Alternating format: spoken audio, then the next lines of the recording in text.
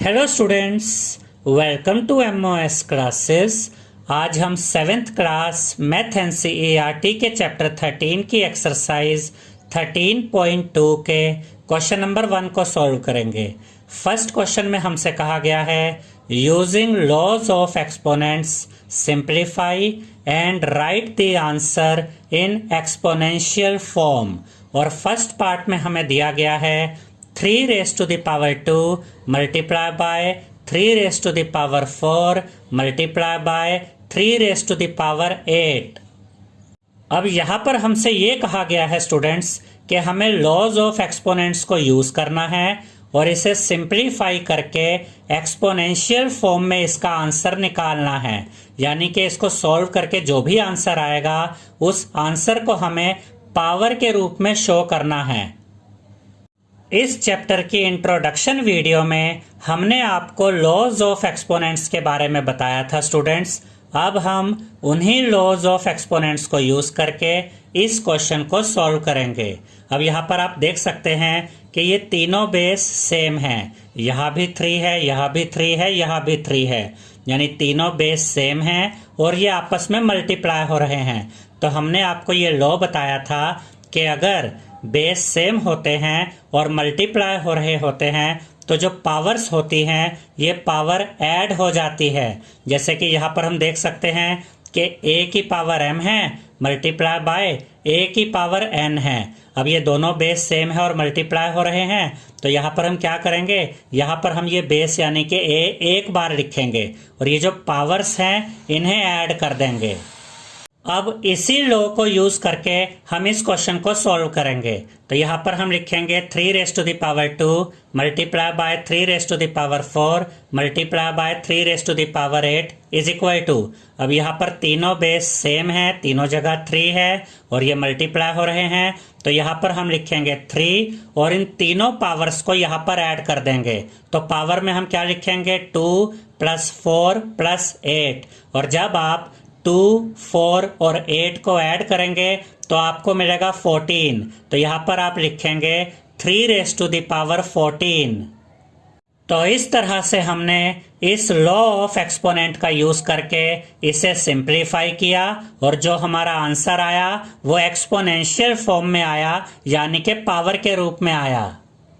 याद रखिएगा स्टूडेंट्स कि इस वीडियो के नीचे डिस्क्रिप्शन बॉक्स में हमने अपनी सभी वीडियोस के लिंक दिए हुए हैं। तो इस वीडियो के नीचे डिस्क्रिप्शन बॉक्स में जाकर आप हमारी सभी वीडियोस को देख सकते हैं। सेकंड पार्ट में हमें दिया गया है 6 raised to the power 15 divided by 6 raised to the power 10। यहाँ पर आप देख सकते हैं स्टूडेंट्स कि ये दोनों बेस सेम हैं और डिवाइड हो रहे हैं।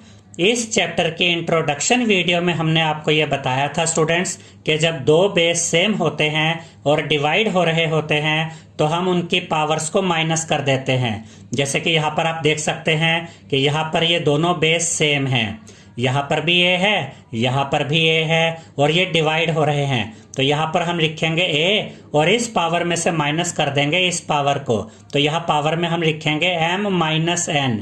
तो जब दो बेस सेम होते हैं और डिवाइड हो रहे होते हैं तो उनकी पावर्स माइनस हो जाती है। तो यहाँ पर हम लिखेंगे 6 raised to the power 15 divided by 6 raised to the power 10 is equal to. अब ये दोनों बेस सेम है और डिवाइड हो रहे हैं तो यहाँ पर हम लिखेंगे 6 और इनकी जो पावर्स है उन्हें माइनस कर देंगे 15 - 10 और जब आप 15 में से माइनस करेंगे 10 को तो आपको मिलेगा 5। तो यहाँ पर हमें आंसर मिल गया है 6 raised to the power 5। यहाँ पर आप ये भी याद रखिएगा स्टूडेंट्स कि बेस को आप ऐसे ही रखेंगे। यहाँ पर बेस 6 है तो यहाँ पर भी बेस 6 ही रहेगा और पावर्स को माइनस करके जो आंसर आता है जो कि यहाँ पर 5 आया उस आंसर को आप पावर में ही लिखिएगा। थर्ड पार्ट में हमें दिया गया है a raised to the power 3 multiply by a raised to the power 2। अब यहाँ पर आप देख सकते हैं कि दोनों बेस सेम हैं और मल्टीप्लाई हो रहे हैं। तो इसके लिए कौन सा लॉ लगेगा कि जब दो बेस सेम होते हैं और मल्टीप्लाई हो रहे होते हैं तो पावर्स ऐड हो जाती हैं। यहाँ पर हमने ये लॉ ऑफ एक्सपोनेंट लिखा है, a raise to the power m multiply by a raise to the power n is equal to, अब क्योंकि ये दोनों बेस सेम हैं और मल्टीप्लाई हो रहे हैं तो यहाँ पर हम a लिखेंगे और इन दोनों पावर्स को ऐड कर देंगे। तो यहाँ पर हम लिखेंगे m प्लस n। अब इसी लॉ ऑफ एक्सपोनेंट को यूज करके हम इस क्वेश्चन को सॉल्व करेंगे। तो यहाँ पर हम लिखेंगे a raise to the power 3 multiply by a raise to the power 2 is equal to, अब ये दोनों बेस सेम है और मल्टीप्लाई हो रहे हैं तो यहाँ बेस में हम a लिखेंगे और इनकी पावर्स को यहाँ पर ऐड कर देंगे। तो पावर में हम लिखेंगे 3 प्लस 2 और जब आप 3 और 2 को ऐड करेंगे तो आपको मिलेगा 5। तो यहाँ पावर में आप लिखेंगे 5। तो इसका आंसर हमें मिल गया है a raise to the power 5। Fourth part में हमें दिया गया है 7 raise to the power x multiply by 7 raise to the power 2। अब यहाँ पर आप देख सकते हैं कि ये दोनों बेस सेम हैं और मल्टीप्लाई हो रहे हैं। तो यहाँ पर हम कौन सा लॉ लगाएंगे, a raise to the power m multiply by a raise to the power n is equal to a raise to the power m plus n। यानी कि अगर दो बेस सेम होते हैं और मल्टीप्लाई हो रहे होते हैं तो इनकी पावर्स ऐड हो जाती है। अब हम इसी लॉ को यूज करके इस क्वेश्चन को सॉल्व करेंगे। तो यहाँ पर हम लिखेंगे 7 raise to the power x multiply by 7 raise to the power 2 is equal to, अब क्योंकि ये दोनों बेस सेम हैं और मल्टीप्लाई हो रहे हैं तो यहाँ पर हम लिखेंगे 7 और पावर में हम इन दोनों पावर्स को ऐड कर देंगे यानी कि x प्लस 2। अब इसे आगे सॉल्व नहीं किया जा सकता है तो यही हमारा आंसर है 7 raise to the power x plus 2। Fifth part में हमें दिया गया है 5 रेज टू द पावर 2 और उसके ऊपर होल पावर है 3 divided by 5 raise to the power 3। तो यहाँ पर आप देख सकते हैं स्टूडेंट्स कि 5 की पावर 2 है और उसके ऊपर फिर से एक पावर है 3। अब इस क्वेश्चन में दो लॉ लगेंगे। अब देखिए पहला लॉ हमें कैसे पता चलेगा कि जब पावर के ऊपर पावर होती है तो हम क्या करते हैं। इस चैप्टर के इंट्रोडक्शन वीडियो में हमने आपको ये लॉ ऑफ एक्सपोनेंट बताया था स्टूडेंट्स कि अगर पावर के ऊपर पावर होती है तो पावर्स को हम मल्टीप्लाई कर देते हैं। जैसे कि यहाँ पर आप देख सकते हैं a raise to the power m है और उसके ऊपर एक और पावर है n। अब पावर के ऊपर पावर है तो ये जो बेस a है इस बेस a को हम यहाँ पर लिखेंगे और पावर्स को आपस में मल्टीप्लाई कर देंगे यानी कि m मल्टीप्लाई बाय n। और ये दूसरा लॉ ऑफ एक्सपोनेंट भी यहाँ पर हमने लिख दिया है जो इस क्वेश्चन में यूज होगा, जो अभी हम आपको बताएंगे। तो यहाँ पर हम लिखेंगे 5 रेज टू द पावर 2 और उसकी होल पावर 3 यानी कि जो पावर 3 है ये इस पूरे के ऊपर है divided by 5 raise to the power 3 is equal to. अब क्योंकि यहाँ पर पावर के ऊपर पावर है तो यहाँ पर हम लिखेंगे 5 raise to the power 2 multiply by 3 यानी कि दोनों पावर्स आपस में मल्टीप्लाई हो जाएंगी। डिवाइड का साइन यहाँ पर एज इट इज आएगा, 5 रेज टू द पावर 3 यहाँ पर एज इट इज आ जाएगा। और जब आप 2 को मल्टीप्लाई करेंगे 3 के साथ तो आपको मिलेगा 6। तो यहाँ पावर में आप लिखेंगे 6। तो यहाँ पर हम लिखेंगे 5 raise to the power 6। Divide का साइन यहाँ पर आ जाएगा, 5 रेज टू द पावर 3 यहाँ पर एज इट इज आ जाएगा। अब देखिए स्टूडेंट्स ये दोनों बेस सेम हैं, यहाँ भी बेस में 5 है यहाँ भी बेस 5 है और ये डिवाइड हो रहे हैं। तो ये लॉ हम आपको पहले ही बता चुके हैं कि जब दो बेस सेम होते हैं और डिवाइड हो रहे होते हैं तो उनकी जो पावर्स होती है वो माइनस हो जाती है। तो यहाँ पर भी यही होगा, ये दोनों बेस सेम हैं और डिवाइड हो रहे हैं तो इनकी पावर्स माइनस हो जाएंगी। तो यहाँ पर हम लिखेंगे 5 raise to the power 6 minus 3 और जब आप 6 में से माइनस करेंगे 3 को तो आपको मिलेगा 3। तो यहाँ पावर में आप लिखेंगे 3। तो यहाँ पर आंसर हमें मिल गया है 5 रेज टू द पावर 3।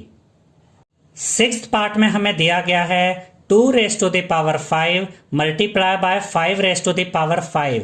अब यहाँ पर आप देख सकते हैं स्टूडेंट्स कि दोनों बेस डिफरेंट हैं और मल्टीप्लाई हो रहे हैं और दोनों पावर सेम हैं। तो इस चैप्टर के इंट्रोडक्शन वीडियो में हमने आपको ये लॉ बताया था स्टूडेंट्स कि अगर दोनों बेस डिफरेंट हो और मल्टीप्लाई हो रहे हों और पावर्स अगर सेम हो तो हम क्या करेंगे, हम दोनों बेस को मल्टीप्लाई कर देंगे और जो कॉमन पावर है यानी कि जो सेम पावर है m, इसे हम यहाँ पर सिंगल यानी एक बार लिखेंगे पावर में।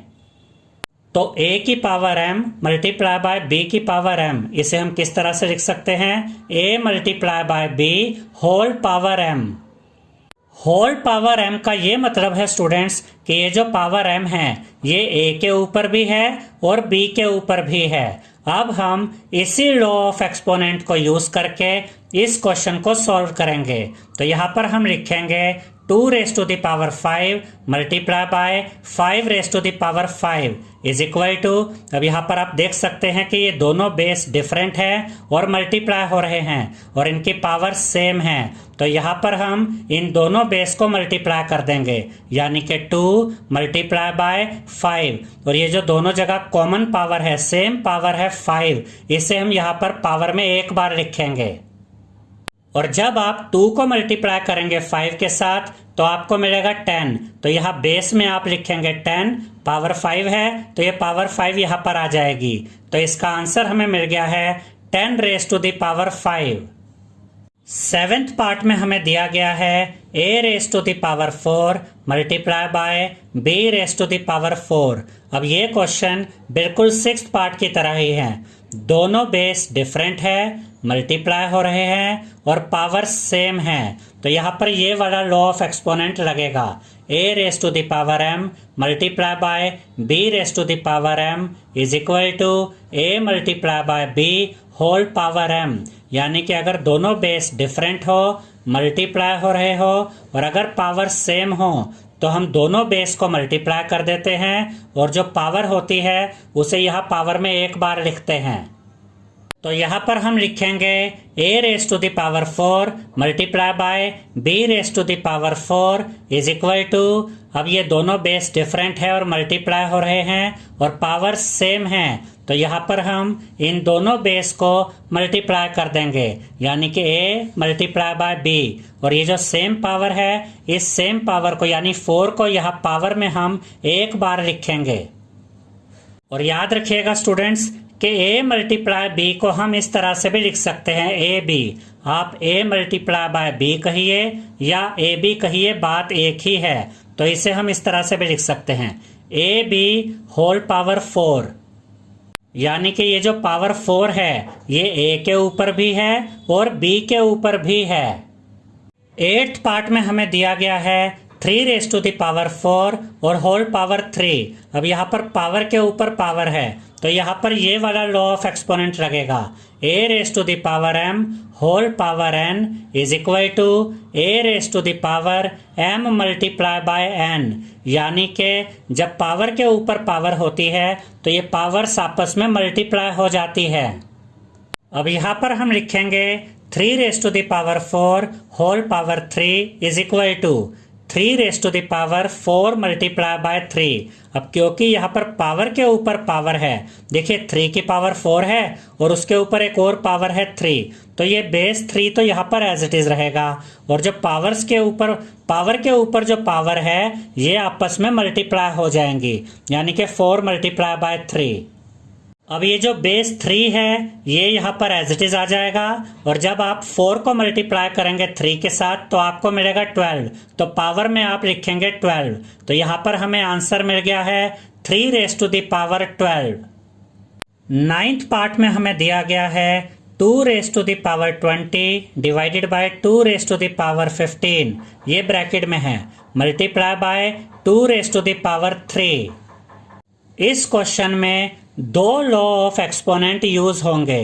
पहले हम इस ब्रैकेट वाले पार्ट को सॉल्व करेंगे। यहाँ पर आप देख सकते हैं स्टूडेंट्स कि दोनों बेस सेम हैं और डिवाइड हो रहे हैं तो इनकी पावर्स माइनस हो जाएंगी। तो यहाँ पर ये वाला लॉ लगेगा, a raise to the power m divided by a raise to the power n is equal to a raise to the power m minus n। यानी कि अगर दो बेस सेम होते हैं और डिवाइड हो रहे होते हैं तो उनकी पावर्स माइनस हो जाती है। तो यहाँ पर हम लिखेंगे 2 raise to the power 20 divided by 2 raise to the power 15 multiply by 2 raise to the power 3 is equal to. तो पहले हम इस ब्रैकेट वाले पार्ट को सॉल्व करेंगे और यहाँ पर लिखेंगे 2 raise to the power 20 minus 15, क्योंकि यहाँ पर बेस सेम है और डिवाइड हो रहे हैं तो यहाँ पर जो पावर्स है वो माइनस हो जाएंगी।